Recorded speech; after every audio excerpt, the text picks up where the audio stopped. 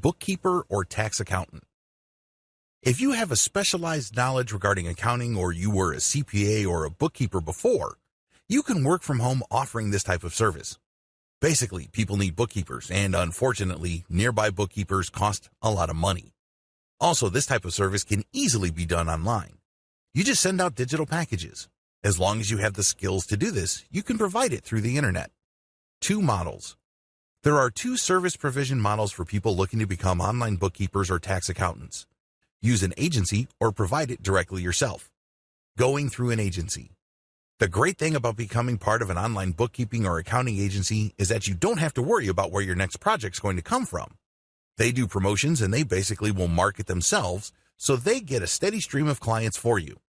The downside to working with an agency is that a significant chunk of your income will go to the agency. Going your own way. The great thing about offering your own tax accounting and bookkeeping service directly to the general public is the fact that you don't have to split your fee with anybody.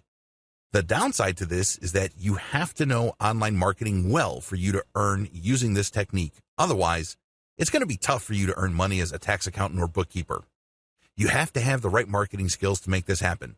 See the marketing section later in this training.